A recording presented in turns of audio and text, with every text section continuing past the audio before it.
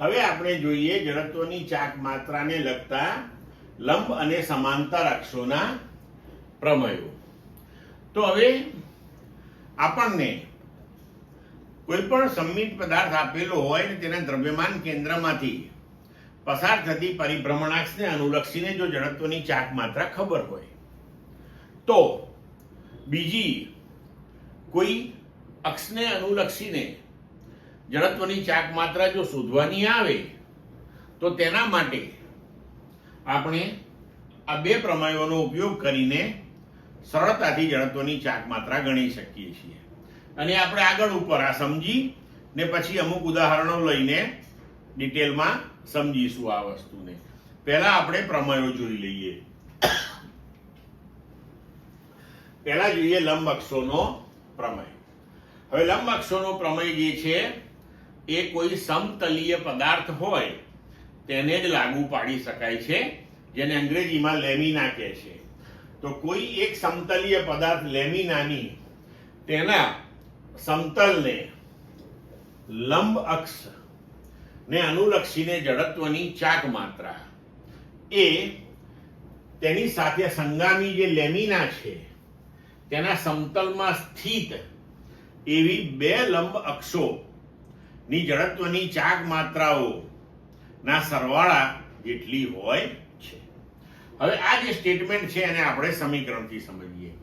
ધારો કે અહીંયા આ જે સમતલીય પદાર્થ છે તેને લંબ રૂપે ઝેડ અક્ષ ગોઠવાયેલી છે અને એક્સ અક્ષ અને વાય અક્ષ આ બે પરસ્પર લંબ અક્ષો આ સમતલીય પદાર્થ ના સમતલની અંદર સંપાત થયેલી છે, જે આપણે આકૃતિમાં દર્શાવ્યો છે.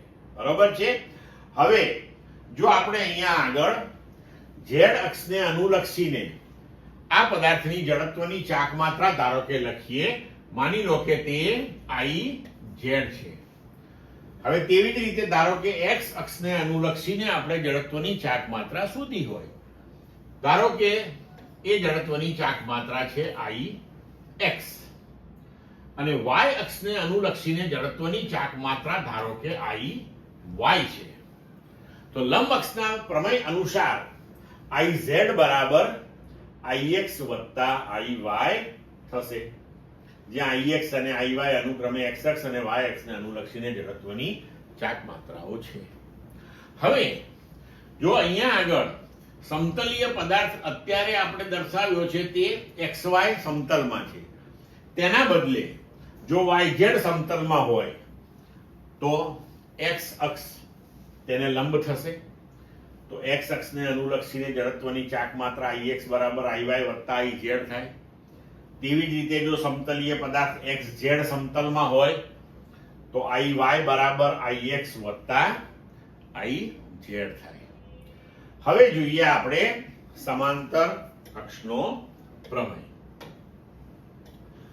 તો સમાંતર અક્ષનો પ્રમેય જે છે શું કહે છે કે કોઈ અક્ષને અનુલક્ષીને પદાર્થની જડત્વની ચાક માત્રા એ પદાર્થના દ્રવ્યમાન કેન્દ્રમાંથી પસાર થતી સમાંતર એવી પરિભ્રમણાક્ષને અનુલક્ષીને જડત્વની ચાક માત્રા અને પદાર્થના દ્રવ્યમાન અને બે અક્ષો વચ્ચેના લંબ અંતરના વર્ગના ગુણાકાર ના સરવાળા બરાબર હોય છે.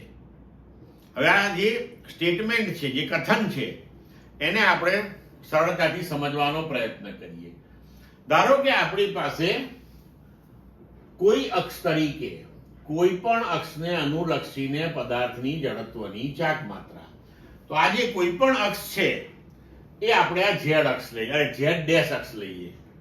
બરોબર. તો ઝેડ ડેશ અક્ષ જે છે એને અનુલક્ષીને જડત્વની ચાક માત્રા માની લો કે આઈ ઝેડ ડેશ છે, અથવા તો એને તમે સિમ્પલી આઈ ડેશ છે એવું લખી શકો. બરોબર. એ પદાર્થના દ્રવ્યમાન કેન્દ્રમાંથી પસાર થતી સમાંતર અક્ષ.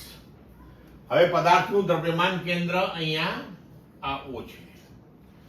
તો આ દ્રવ્યમાન કેન્દ્રમાંથી પસાર થતી પણ આપણી z' પરિભ્રમણાક્ષ છે તેને સમાંતર એવી પરિભ્રમણાક્ષ આપણે લીધી ઝેડ, એને અનુલક્ષીને માનો કે તેની જડત્વની ચાક માત્રા I છે.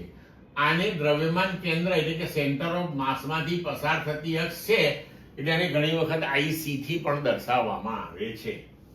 તો તેને અનુલક્ષીને લીધેલી પદાર્થની જડત્વની ચાક માત્રા અને આ પદાર્થનું દ્રવ્યમાન ધારો કે m છે, અને આ બંને અક્ષો વચ્ચેનું લંબ અંતર અહીંયા આપણે a દર્શાવ્યું છે.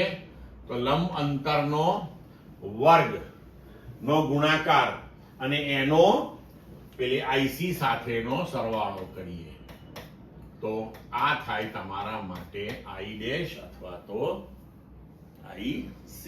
બરોબર? તો જો આકૃતિમાં કોઈ પણ આકારનો એક પદાર્થ છે, તેમાં Z અને Z' બે સમાંતર અક્ષો છે જેમની વચ્ચેનું અંતર a છે. Z એ પદાર્થના દ્રવ્યમાન કેન્દ્રમાંથી પસાર થાય છે.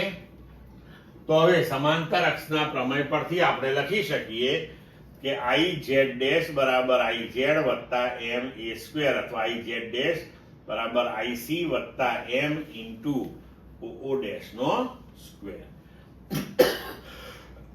સોરી, જ્યાં IZ અથવા IC એ પદાર્થના દ્રવ્યમાન કેન્દ્રમાંથી પસાર થતી અક્ષને અનુલક્ષીને જડત્વની ચાક માત્રા છે.